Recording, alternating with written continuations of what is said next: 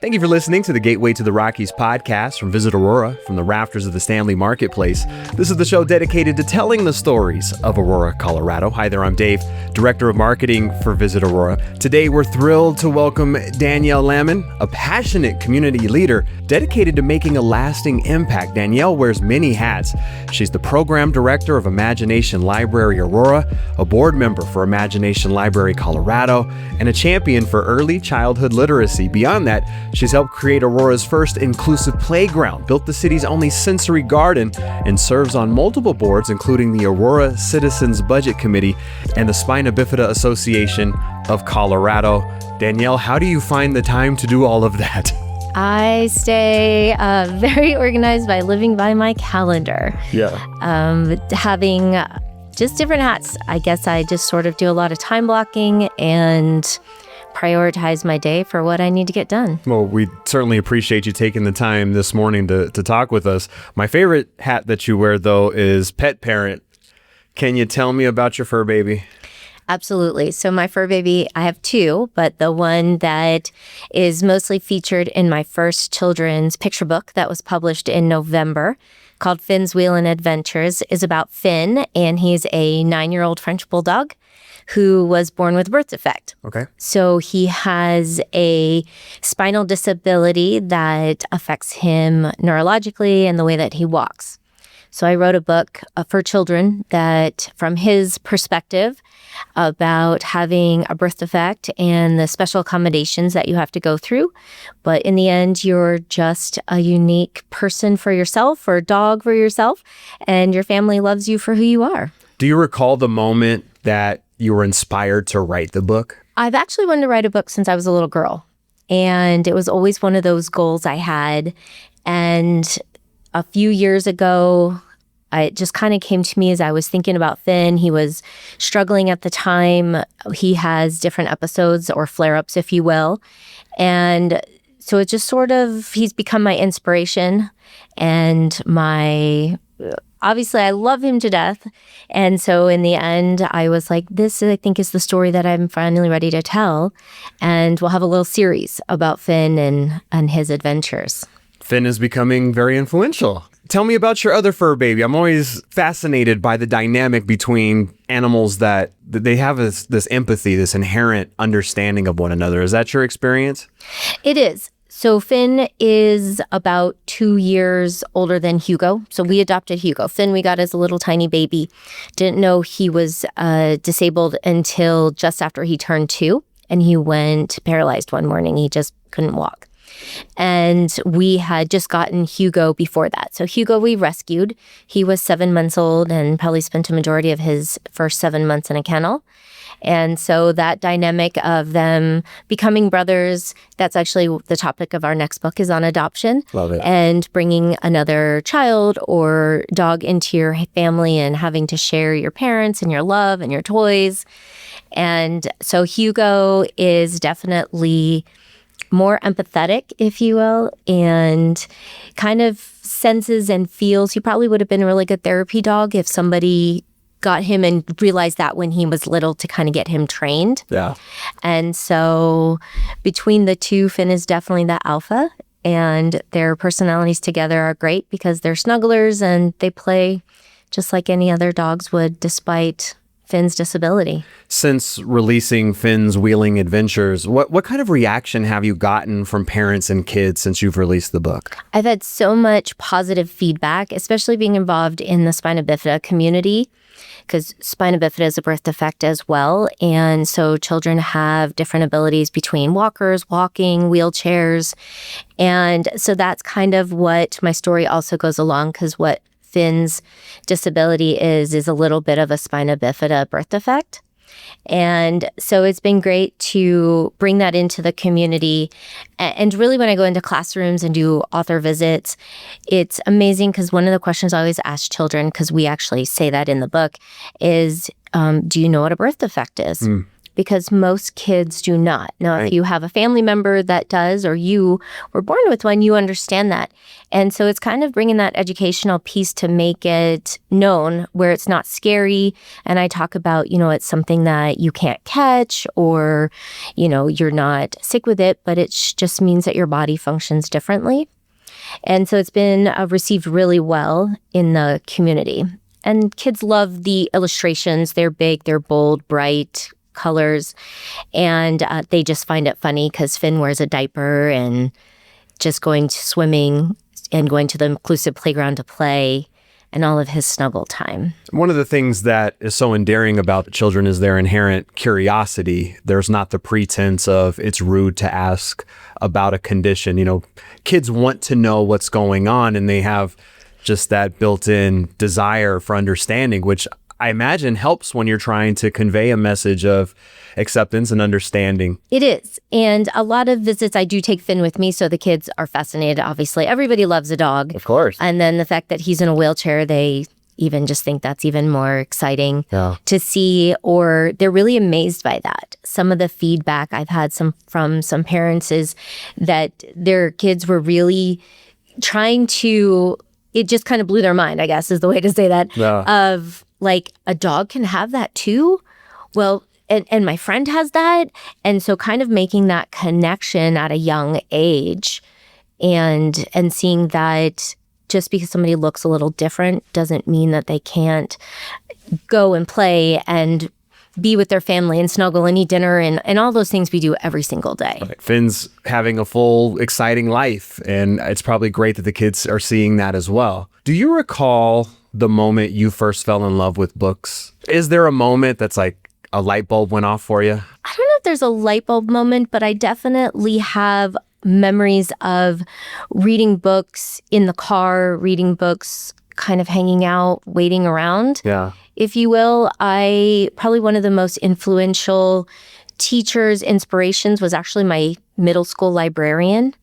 And I just made a deep connection with her. And that's probably when my love of reading really took off, is probably around that 6th grade, entering middle school and seeing a world open up through books and kind of growing into... That's when, you start reading the Judy Blooms and you start reading some of those that really make you feel like you can do more in this world, or see that somebody lives differently than you, or you can dream bigger than maybe your small world based on where you came from. Can you tell us about the Imagination Library, how you got involved and how it's making a difference here in Aurora? Imagination Library, I am a Rotarian, and Senator Jeff Bridges and Senator Jack Tate came and presented. They had submitted a bill that eventually got signed in July of 2021. I forget exactly that date. And it was to bring Imagination Library to the state of Colorado. There was one area that was already covered, and they've been the longest standing for about 12 years. And that's kind of the Westminster Rotary Club. They brought that into the Adams County area. And so I saw the presentation, and I was president of Rotary Club of Aurora at the time, and it really spoke to me. I have kids, I have grandkids, and just that thought of getting free books in the hands of children to build their literacy, get ready for kindergarten, it just meant so much to me, and I thought we could do this. And we made it happen in our club to initially, and I actually started my own foundation called Buddy Publishing Foundation. And so my foundation became an affiliate of the Dollywood Foundation. And so as an affiliate, I pay for the books for all the kids in the city of Aurora. Wow. And 2 zip codes in Centennial, so 80016 and 15, because they're right there, intermingled in Aurora. And with that, I also joined the state board. So a state board was, or a state 501c3 was formed to oversee the state program. And so we were fortunate enough that as a state program, through the Department of Early Childhood Education, funds get matched for the books. So our organization pays $1.30 a month per book, and then the state of Colorado matches $1.30 per book for each child per month. And so we just had our 3rd anniversary for Imagination Library Aurora in January, and we exceeded 100,000 books in the community in 3 years. And right now I have about 6,100 kids in the city of Aurora that are getting a free book every single month. Wow. There's a total of over 30,000 eligible kids in Aurora. So we are about 20% to our eligibility enrollments in the city and growing every month. And we've had about 1,500 kids graduate out of our program, which means they turn 5 and they go to kindergarten. You've touched on this a little bit, but why is childhood literacy such an important issue, and how does the program kind of prepare kids for success? So Dolly Parton started the program in 1995 in just her little town outside of Nashville in Pigeon Forge in Tennessee. And she started the program because her own father was illiterate. Because as a child, they were very poor and the only book in their home was a Bible. And so she wanted to bring literacy into homes for families. And the only eligibility requirement is that a child's under 5, because all children should be able to have access to books. And it also puts them at a equal level going into kindergarten. So maybe you don't have money at home, or you don't have your own home library, or you weren't exposed like she was as a child. When you go to school, you can have that commonality, and you can share that love of reading and saying, oh, I read that book. Oh, I know that character. And it makes kids feel like they belong in that educational environment and brings together that friendship. What are some of the challenges when it comes to, getting books into the hands of children, and how can the community at large help with that? The community at large can help by making donations. The books all are selected from the Dollywood Foundation, and they're sent out through the program. I get a lot of phone calls where people ask, oh, I'm cleaning up my children's books. Can I make a donation? Unfortunately, we don't take books because all of those books are sent from the Dollywood Foundation, and they're mailed out every month on our behalf. But financial donations are forever grateful, and it's $31 a year provides a free book for a child every single month for a year. So it's very affordable program to make a big impact in the schools and in kids in your community. You serve on the Imagination Library Colorado statewide board. What are some of the statewide efforts that are currently in place to expand literacy access? Right now for the state, the biggest challenge that we're having is, and it really comes back down to that financial piece, is getting all of Arapahoe County, Jeffco, and some portions of Boulder covered. So we have almost every single area open other than those really large areas in the Denver metro area. So I partner with the Denver affiliate so that we can try to go after larger grants. And so again, if you're a community member that has grants for your businesses or organizations, we're happy to apply for those. Sometimes you have to kind of get an in or an invitation for that. But that's our largest one right now. So actually all of our rural areas are covered in the whole state. Nice. It's literally coming down to finishing out Arapahoe County, Jefferson County, and getting enough funding so that we can open up all zip codes for those kids. You're deeply involved in so many impactful initiatives. I'm always curious about the journey to becoming a leader. And I don't know if you characterize yourself as a leader, but your resume certainly suggests you're a leader. What's the bridge where you go from an observer to being a leader? I think the bridge is just having a passion, wanting to help, wanting to make a difference. I've volunteered pretty much my whole life, and just seeing where you can make a positive impact in your community. And I talk a lot about exactly that. How can you make a change? Whether that is just volunteering in your kid's school or spending time to serve a meal at one of our homeless facilities, just getting out there, forming a co-op with other moms and helping each other with childcare. I mean, it can be so simple. Going and picking up trash. It just really depends, I think, where your your passion lies and how you want to make that difference, whether it's small little steps, which is what I started with, just volunteering, giving back. And it's just grown from there over these last 30 years of being involved and just kind of seeing where the need is and fulfilling it for what I can do, whether it's volunteer time or financial time, writing a book that makes a difference. Yeah. Your work with the Rotary Club of Aurora has led to some incredible projects, including Aurora's first inclusive playground. What was that process like, and what impact have you seen since its completion? That impact was huge for me because it really brought all of my worlds together. At the time when the park was getting started and all the organizations partnered, so there were several organizations that partnered to make that happen. And it was, at the time I was on the Parks and Rec Commission for the city of Aurora as a volunteer, a community volunteer member on the board, being part of Rotary, being with Spina Bifida. And the day of the grand opening it just brings tears to my eyes because I was funny because I had like my City of Aurora commissions badge on. I had my Spina Bifida hat on. I had my Rotary on. And it just felt so amazing to see this park that's made such a positive impact on kids to just be kids and play. Yeah. And to see that and have kids that families come from all over. I know there's some talk right now about some money that's available to expand Red-tailed Hawk Park a little bit, and the impact that it's making for families that are coming from all over the whole metro area to come and play. But one of my fondest memories of being at the ribbon cutting is a family that drove, I think, from like Littleton area. And it was a teenage boy, nonverbal, in a wheelchair. And one of the apparatus at the playground is a zip line. So there's like a little rope and you hold onto it if you're an able-bodied. And if you need help, it's a full chair that you sit in. Nice.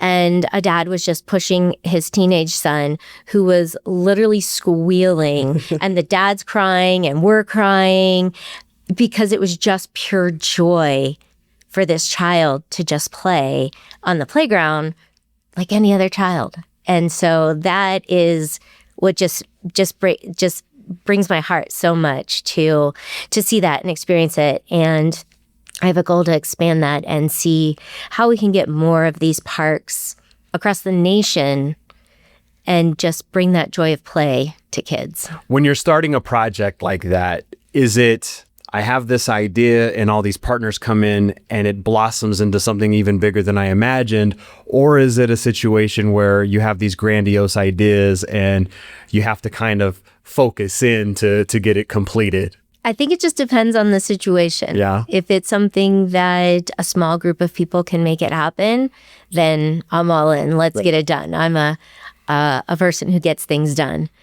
If it's something like that, like a park that takes the efforts of so many different organizations, it takes time.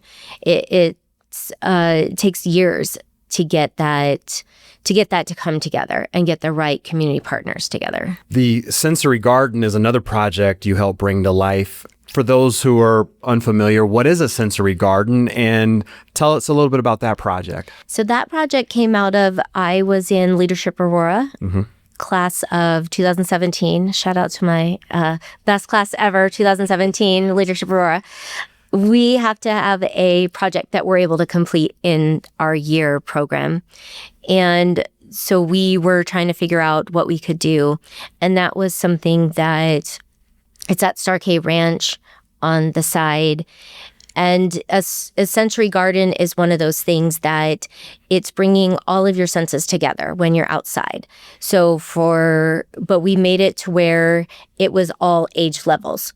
So if a child is blind and they're crawling, there are stepping stones that were made of sticks or rocks. So you have different sensations for your fingers. You're outside. You can hear nature. You can hear the birds. We had different levels of fairy and gnome gardens. So a child in a walker or a wheelchair crawling could come up to and different senses. So you're just out in nature, bringing all of those senses at once and all abilities that can go for it. It's a tremendous asset in our city, and we're grateful for it. Absolutely. You've mentioned your work with the Spina Bifida Association of Colorado.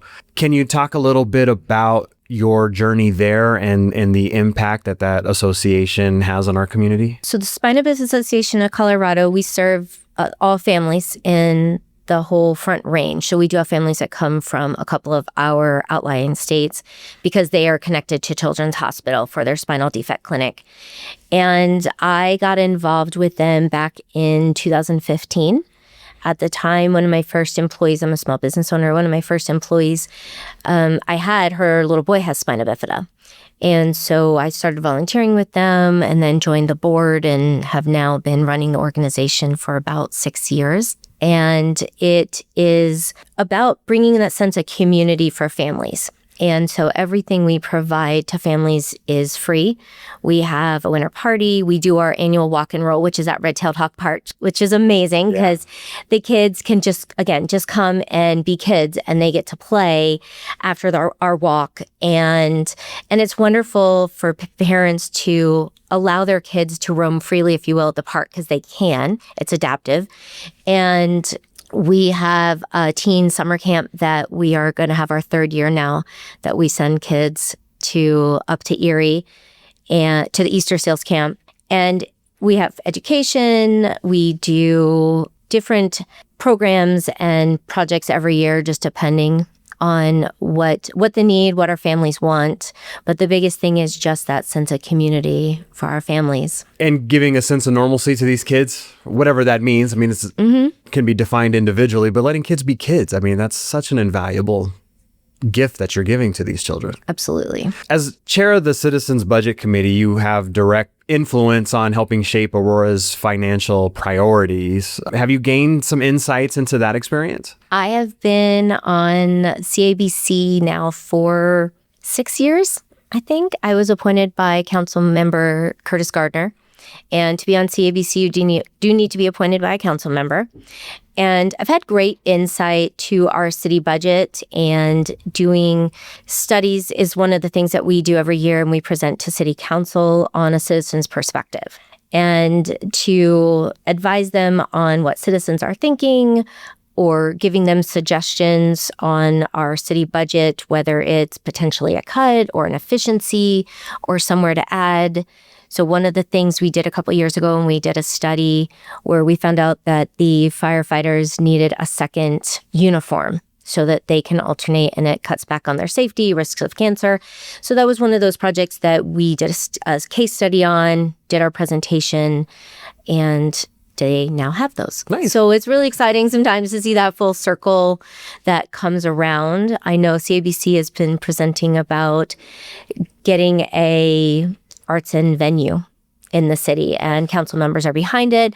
And we're so excited because that's, I believe, in phase 2 now, that the city is studying that to get that created for our city and bring revenue back into our city. And more assets for visitors to come and enjoy our city, and residents as well. We deserve those assets as well. Absolutely. And that's the thing that a lot of residents are saying is we want to stay in Aurora. We love Aurora. Absolutely. I know it helps with all of our partners like Visit Aurora to bring more visitation to our city. Our citizens want to stay and keep their money, if you will, because our budget is primarily made up of sales tax. So when we have a venue, we have tickets, we have food, it brings new restaurants and hotels. It just expands the city, that as the city grows, our budget grows, and we can provide more of that infrastructure.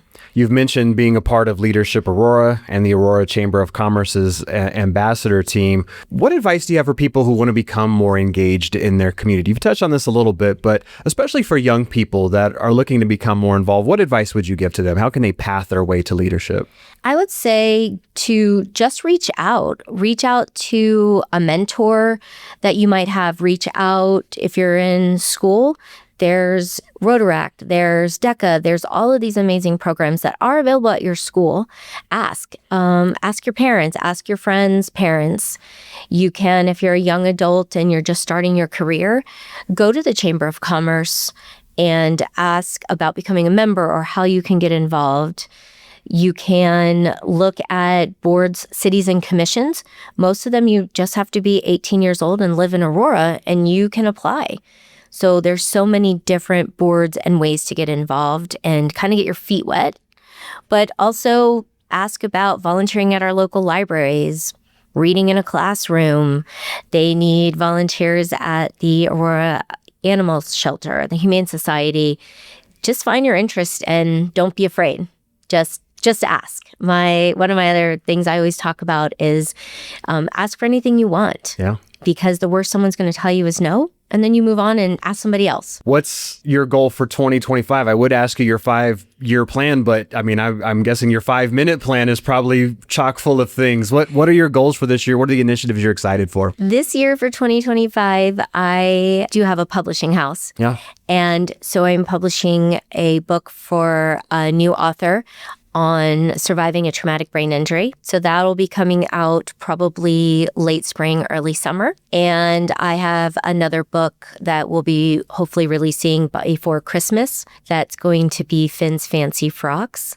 So another children's picture book. Yeah, alliterative, just really cute illustrations of Finn dressed up in different costumes. And I am going to be kind of embarking on a little bit of a new journey with doing some more speaking and getting out in the community on consulting to get more playgrounds built. Where are you at in the process of book number 2? Have you already written it, and is it now kind of in the design phase, or where are you at in that process? How does that work? So my manuscript is finished for the moment. I say that because it took 2 years for us to get our first book published, and what actually was published is actually our 5th version.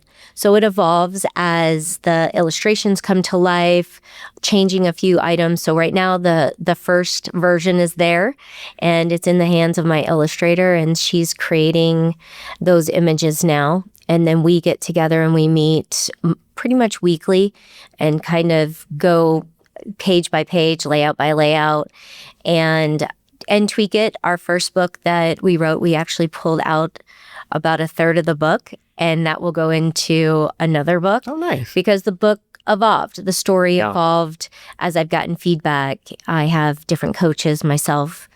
And so that's where it is. So right now the second book is in with the illustration or illustrator, and we'll see what that continues to look like as we get closer to it being completed. You're still evolving in your journey as an independent publisher, but what have you learned so far since becoming an independent publisher? Patience. Yeah.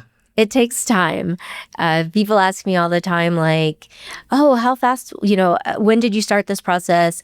And I get a lot of that from kids, and I'm very transparent on that you have to be open to that feedback and constructive criticism, because in a way, and you'll talk to most authors will say, well, this is my baby, like I created it from scratch. And you have to be receptive to say, okay, I get it. Let me rework that. Let me change this around. And even after our advanced copies came out, I moved some wording on a page for what actually got the final publication because of the way it flows and reading it out loud. And I love the feedback from kids. I was up at West Jeff Elementary talking to the 5th graders and telling them about my next book that's coming out. And I was like, what do you guys think of this? How about that? I think we're going to have minimum words. And I loved all their feedback on it, and they liked it. They liked that idea. So that just makes me more excited as we're developing the next book. Nothing like that focus group, right? That's right in the demographic you're trying to reach, right? Exactly. And the honesty of babes, for sure. Where can folks pick up Finn's Willin' Adventures? It is available on Amazon, and it's also available on my website, which is buddypublishing.com. Can aspiring writers submit manuscripts to you and potentially become published? I am definitely open to that, for sure. And anybody can send me an email at books@buddypublishing.com, whether you're looking to get your child enrolled in Imagination Library, about becoming an author visit to a school. I'm very open about getting out and about in the community. For listeners who also want to get involved, whether it's with Imagination Library or Rotary or all the other causes that you support, what's the best way for them to make a difference? That's a really good question. To make a difference is just make that positive impact in your community. Take that first step. Volunteer. Make a donation, even if it's $5. See where you can make someone else's life better. Thank you for making our community better, Danielle. Thank you. Definitely appreciate you. That was Danielle Lammon, Program Director of Imagination Library Aurora. Learn more at imaginationlibrarycolorado.org, and you can also learn more about Danielle at daniellelammon.com. Thank you for listening to the Gateway to the Rockies podcast. Visit Aurora is the official destination marketing organization for the city of Aurora, Colorado, and acts as the primary liaison between meeting planners and hotel partners. As Aurora's Convention and Visitors Bureau, Visit Aurora's mission is grounded in showcasing Aurora as a premier destination for meetings, business, and leisure travel. Visit Aurora represents more than 75 plus hotel properties with 13,500 plus guest rooms and more than 1 million square feet of meeting space, including Colorado's largest resort, Gaylord Rockies Resort and Convention Center. As Colorado's third largest city, Aurora is located minutes away from Denver International Airport and showcases mountain views, memorable meeting spaces, and 250 plus international eateries that offer a unique experience for each and every visitor. As the gateway to the Rockies, Visit Aurora's role in the local community goes beyond marketing the city as a destination. The Visit Aurora team is here to assist you with your Colorado visit, from facilitating your meeting, event, or convention to helping you discover local flavor and attractions. Go beyond the boardroom in Aurora, Colorado. For more, visit us at visitaurora.com.